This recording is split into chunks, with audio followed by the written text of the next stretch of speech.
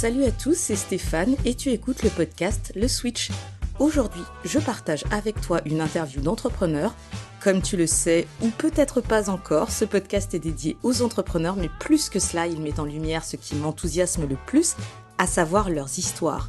Au fil de nos épisodes, nous explorons des vies, des parcours et rencontrons des individus qui bousculent le statu quo, car derrière chaque entreprise, il y a un entrepreneur et avec lui, une histoire fascinante que je m'apprête à partager avec toi.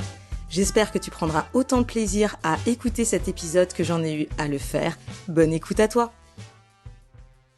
Ok, Nicolas, en tout cas, merci à toi de nous rejoindre aujourd'hui dans cet épisode du Switch. Je suis ravie de te voir et d'échanger avec toi. Comment est-ce que tu vas? Bonjour, franchement c'est absolument génial. C'est un grand moment de pouvoir échanger avec le Switch. Super. Est-ce que tu pourrais, en quelques mots, te présenter et nous dire ce que tu fais?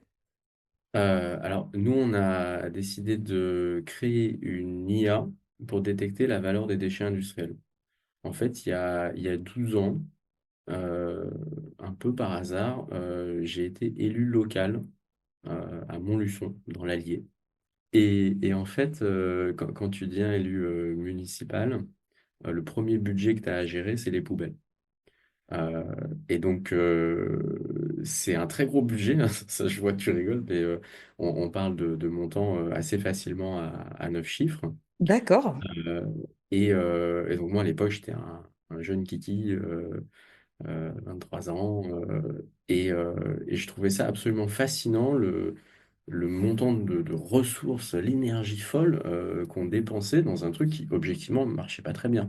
Euh, C'était à la fois le plus gros budget et c'est à la fois le premier volume de plainte. Et donc j'ai commencé un peu à obséder sur ce sujet des déchets.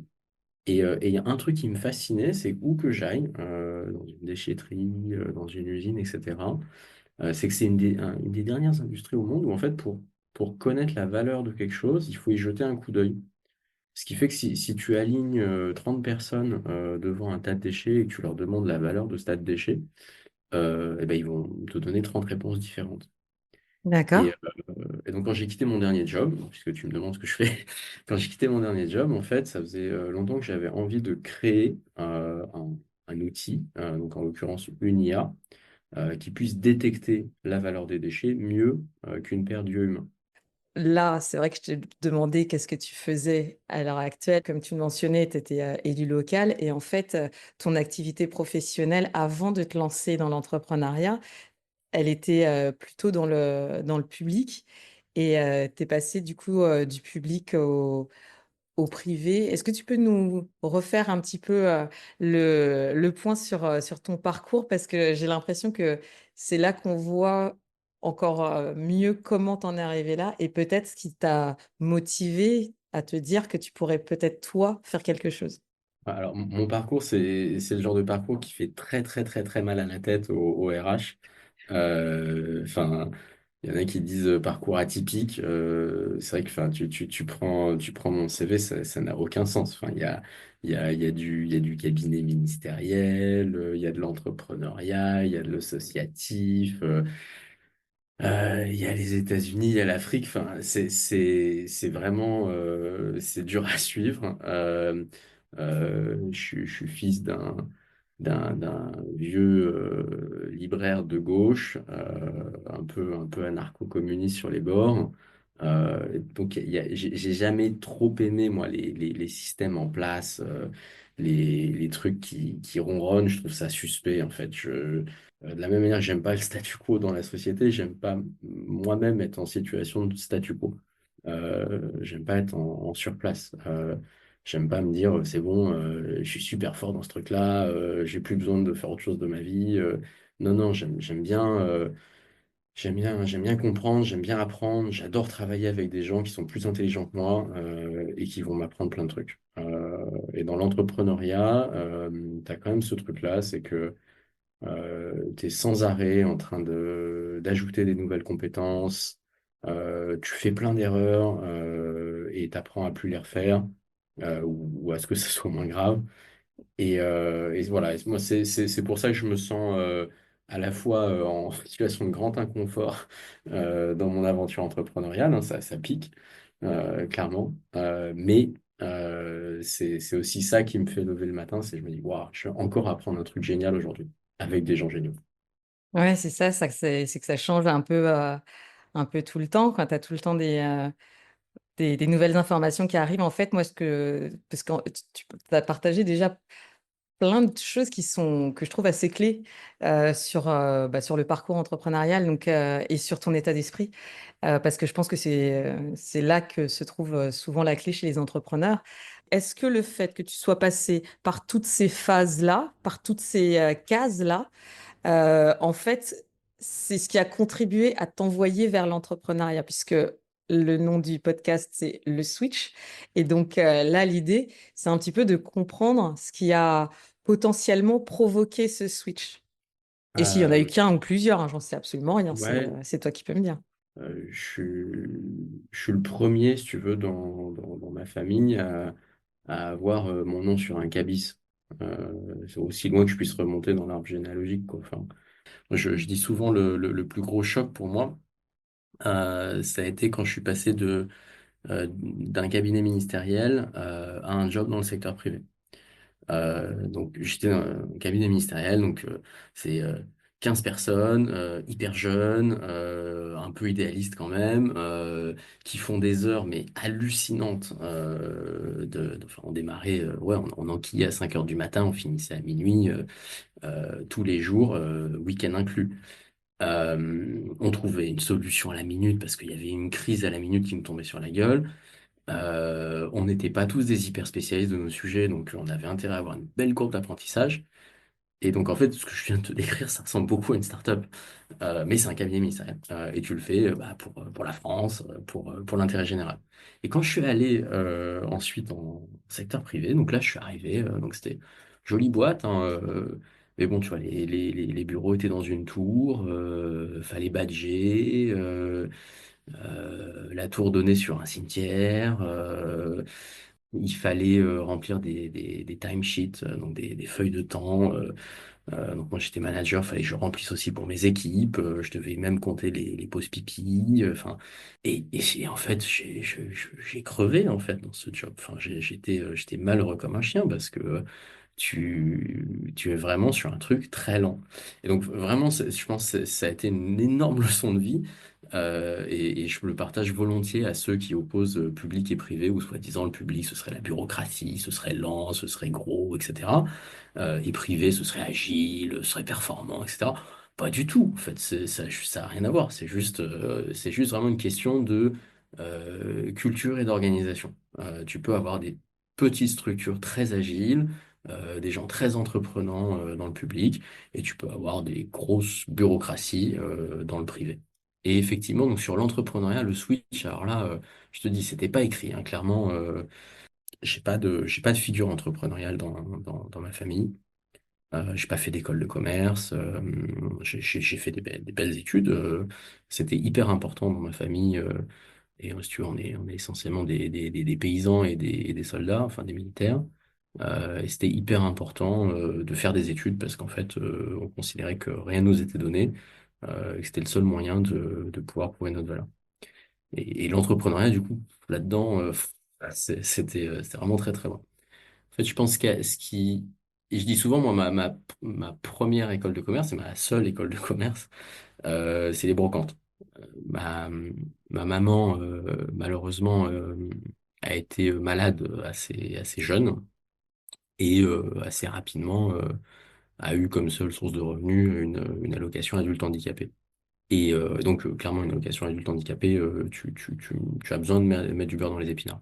Et mon papa, donc ma maman et mon papa étaient séparés, et lui bossait plutôt donc dans le monde du livre, de l'édition. Et bah, comme tous les gens dans le livre, il s'est retrouvé au chômage longtemps. Et donc lui aussi avait besoin de mettre du beurre dans les épinards. Et donc chacun de leur côté, ma maman a commencé à faire les brocantes tous les week-ends. Et donc j'avais 10, 11 ans si tu veux. Et là, bah, ouais, bah, en fait, va vendre, va vendre sur un stand à 8 heures du matin, tous les dimanches, toutes sortes de camelotes, bah, t'apprends beaucoup de choses sur la vie, sur le commerce, sur les gens. Et ça a été, ouais, c'est ma première école de commerce. Et mon papa, donc en parallèle, faisait à peu près la même chose, donc au Puce de Saint-Ouen, où il déballait avec ses collègues tous les dimanches. Et là aussi, du coup, j'ai vu des trucs, enfin oui, enfin, clairement, les négociations au Puce de Saint-Ouen, ça vaut tous les MBA du monde. C'est absolument formidable. Et donc, c'est ça, je pense, qui est venu bah, déjà, ouais, m'apprendre beaucoup de choses qu'on n'apprend pas dans les manuels. Et puis, clairement, c'est venu renforcer encore un petit peu cette haine du statu quo, puisque bah, je voyais quand même des situations compliquées, quoi. Ma maman, mon papa ont pas, ouais, nous ont accordé une belle éducation, un beau cadre, mais je sais que ça n'a pas été facile tous les jours, quoi. Alors, tu nous as dit que tu avais fait des belles études. Tu as fait quoi comme études? Tu as quoi comme parcours? Moi, c'était le hasard. Enfin, mon gros parcours, c'est le hasard, hein. Franchement, mon grand-père était général dans l'armée de l'air.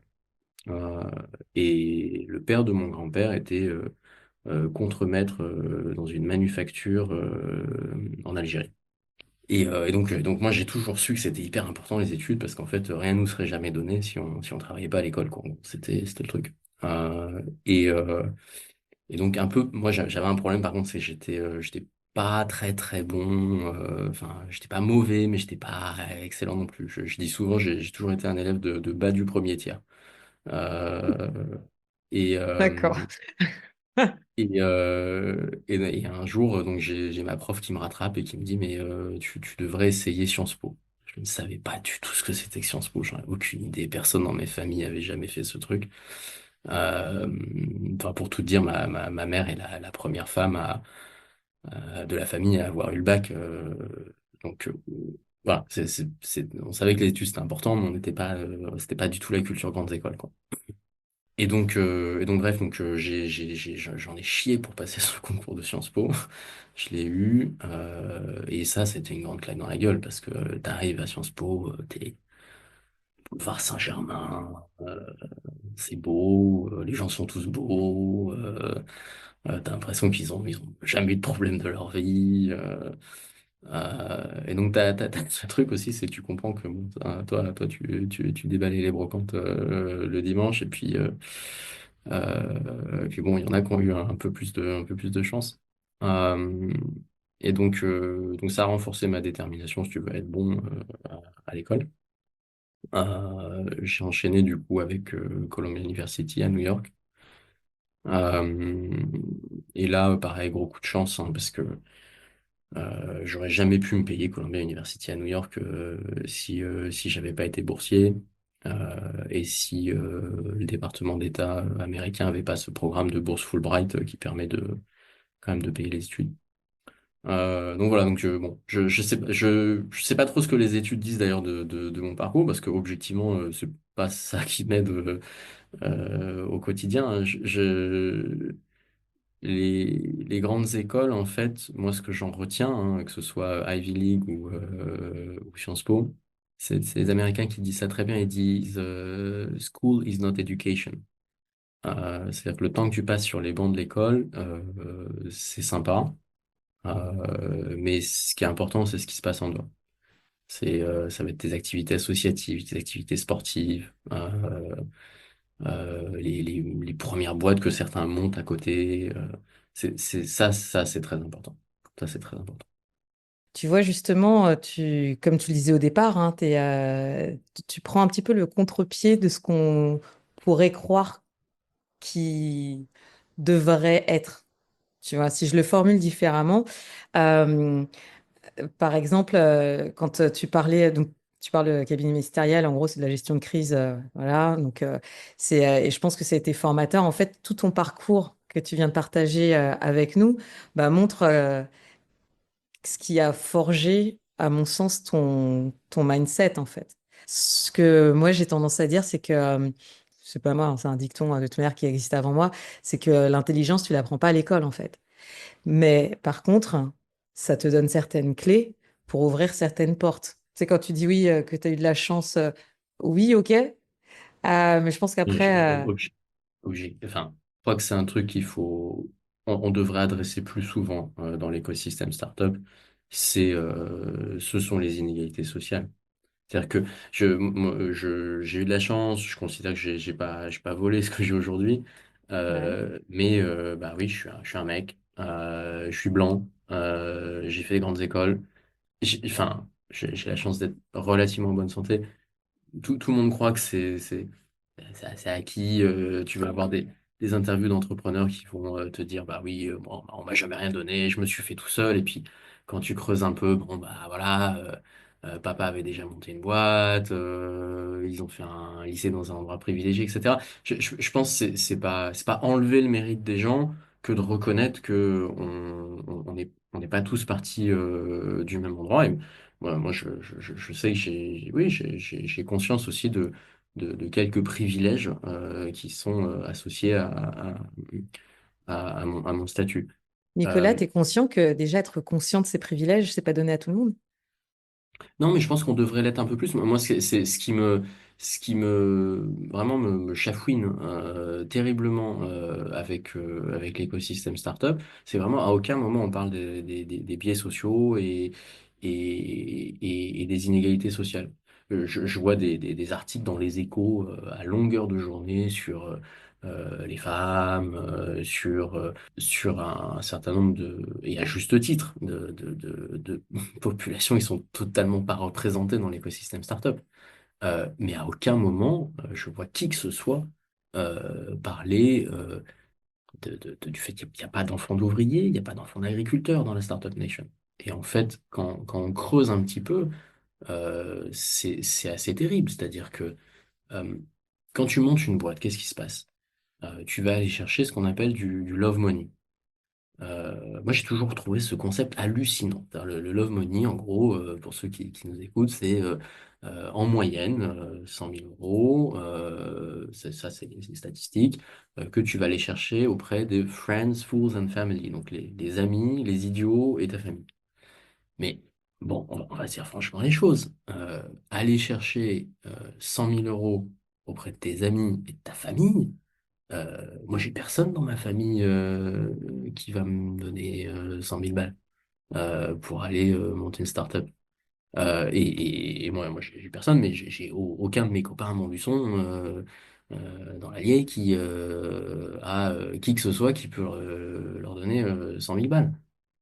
Et donc, je pense que il faut vraiment avoir conscience de ça. Et je pense que tous les fondateurs de start-up, on devrait avoir cette humilité de dire monter une start-up, c'est un sport de combat, mais c'est aussi un sport de riche. Bien sûr que c'est en train de monter un business et donc qu'on voit l'opportunité économique. Et on a commencé avec ça et je pense il y a aucun souci, il y a pas de sujet à ce niveau-là. Par contre, ce qui est intéressant sur ton approche et ce que tu fais, je trouve, c'est cet angle social, cette conscience sociale et environnementale. Ouais, après, moi, je dis il faut pas tout mélanger. Ok? C'est-à-dire que je vois beaucoup de fondateurs, tu sais, un peu vertueux, qui vont te dire, voilà, non, mais moi, j'ai monté cette boîte pour sauver Toi, la t'es pas du planète, tout vertueux, toi. etc. Non, en fait, moi, je pense que il y a, on est une génération qui a la chance de pouvoir servir l'intérêt général de plein de manières différentes. Et donc, effectivement, tu peux faire des choses hyper utiles en montant une entreprise. Moi, je suis convaincu que si on arrive à faire ce qu'on veut faire, c'est-à-dire réduire l'empreinte carbone des déchets, oui, évidemment, tout le monde va en bénéficier. Et si au passage, on arrive à créer une entreprise qui marche, qui arrive à embaucher, à réinvestir ses profits, etc., c'est fantastique. Euh, mais il faut bien avoir conscience que les politiques font de la politique, les associatifs font de l'associatif, et les entreprises font de l'entreprise. Juste en termes de, juste pour remettre un petit peu dans le contexte, est-ce qu'on peut considérer quand même que ton activité, elle est commerciale puisque c'est une entreprise, en effet, comme on disait tout à l'heure, mais qu'elle est également d'utilité publique dans le sens Ouais. de ce que tu es en train Oui. de couvrir. Et comme toute société commerciale, elle a vocation à être rentable, mais vu qu'elle On a a... trouvé en droit français, il y a un truc qui est assez intéressant qui s'appelle le statut ESUS pour entreprise solidaire d'utilité sociale. En fait, je trouve que c'est un bon compromis entre une volonté de créer un outil rentable, pérenne, qui tient la route, et également la volonté d'aller chercher des objectifs qui sont un peu plus gros que juste mettre de l'argent dans son portefeuille à la fin du mois. Et donc le statut ESUS donc, est plutôt bien fait. En gros, c'est une forme d'entreprise où tu t'engages à réinvestir systématiquement tous tes profits dans la boîte, à ne pas verser de dividendes, à limiter les écarts de salaire au sein de l'entreprise, à typiquement à faire en sorte que les rémunérations des dirigeants soient pas stratosphériques, et à poursuivre une utilité sociale que tu inscris dans tes statuts. Voilà. Euh, et ça, je pense que c'est un bon outil pour les gens qui ont envie de créer une boîte avec un peu plus qu'un un objectif de profitabilité. Et donc, nous, à notre petit niveau, c'est comme ça qu'on a trouvé le moyen de concilier des grandes ambitions environnementales, sociales et des logiques vraiment assez terre à terre, pragmatiques, qu'on apprend dans les brocantes, d'avoir un business qui tient la route. Et c'est pour ça que je voulais remettre ça un petit peu sur la table, parce que je pense que c'est pas, c'est peut-être pas une ONG, mais ça n'empêche que c'est d'utilité publique. Ça n'empêche. Et, Je juge absolument pas les entrepreneurs qui créent une bonne vieille SAS ou une Ah bonne non, vieille mais c'est SASU justement ça. Je suis... et qui vont aller faire un peu de blé pour aller nourrir leur famille et créer de Bien l'emploi. sûr. Vraiment, je trouve ça absolument admirable de prendre ce risque. Il y en a plein qui se lancent et je trouve ça génial. Euh, Juste, ce que j'aime pas, c'est l'hypocrisie, quoi. C'est-à-dire ce que je supporte pas, c'est l'espèce de sauveur de LinkedIn, là, qui va te mettre des tartines à longueur de journée et va faire, en fait, l'inverse de ce qu'il raconte. J'ai beaucoup plus de respect pour les gens qui sont dans un business en disant, bon, bah voilà, je suis là pour faire du blé, j'ai monté cette boîte-là, je suis sur ce segment, je donne de leçons de morale à personne, mais j'y vais. J'ai beaucoup moins de respect pour les gens qui volontairement cultivent un récit, une façade et font tout l'inverse. Et malheureusement, je trouve qu'il y en a énormément. Et j'entends une certaine déception. Et en fait, est-ce que c'est de la déception par rapport à l'entrepreneuriat? Est-ce que tu en attendais? Sachant que tu as la particularité d'être dans une branche spécifique de l'entrepreneuriat. Alors, est-ce que c'est de la déception que j'entends ou est-ce que c'est par rapport à l'entrepreneuriat, par rapport au système? Est-ce que ce n'est pas de la déception qu'en fait, on n'a absolument Je, rien? non, je suis absolument pas déçu et je veux vraiment pas apparaître comme le gars qui donne des leçons de morale à la terre entière. Voilà, je fais mon truc dans mon coin, je suis très heureux, j'apprends tous les jours, j'essaie de rendre mes clients heureux, j'essaie de craquer un problème qui est compliqué. Tu as remarqué que je dis j'essaye et non pas j'ai fait, j'ai tout réussi, etc. Je pense que c'est important de garder ça à l'esprit. Bien Il y a de la sûr. tous les jours. Voilà, ce qui me chafouine un peu plus, c'est effectivement que t'allumes ton fil LinkedIn et puis tout d'un coup, tu te dis, Tout le monde a sauvé le monde, quoi. pourquoi vous avez mis votre costume de Superman alors que, en fait, ce qu'on fait est beaucoup Terre à terre. plus pragmatique, beaucoup plus terre à terre. Voilà. Il y avait encore une étude la semaine dernière sur le fait qu'il y a un start-upper pardon, il y a un fondateur de start-up sur deux qui se sent ou qui serait en situation de burn-out. Mm. Ça aussi, il faut le dire. Enfin, Mais oui, clairement. Mais faut bien sûr. pas, il faut pas rendre romantique quelque chose qui, en fin de compte, est et très pragmatique. Et donc vraiment, plutôt que de se prendre pour ce qu'on n'est pas, il faut avoir l'humilité de se dire, en fait, on monte des petites boîtes qui ont de fortes chances de se planter. On va faire plein d'erreurs et ça ne fait pas de nous des perles à morale et des gens exceptionnels. Mais c'est d'où l'intérêt de l'entrepreneuriat un peu plus conscient et avec des personnes un peu plus conscientes pour le partager. Non, hyper, franchement, j'adore l'énergie et les questions. Et effectivement, toi, tu participes aussi de ça, de montrer un peu ce que c'est que la vraie vie des vrais entrepreneurs. Et vraiment un grand merci. Chers auditeurs, nous arrivons donc à la fin de cet épisode. N'oublions jamais qu'au cœur de chaque entreprise, il y a un entrepreneur et avec lui une histoire unique à raconter. Merci d'avoir suivi cet épisode du podcast Le Switch, c'était Stéphane. Reste à l'écoute pour de nouvelles histoires passionnantes d'entrepreneurs et d'entrepreneuses qui écrivent leur propre destin. Si tu as aimé cet épisode, n'hésite pas à me le faire savoir en y mettant 5 étoiles sur ta plateforme ou en me laissant un commentaire sur mon compte Instagram Stéphane_Le Switch. Je répète, Stéphane_Le Switch. À dans un mois pour un nouvel épisode.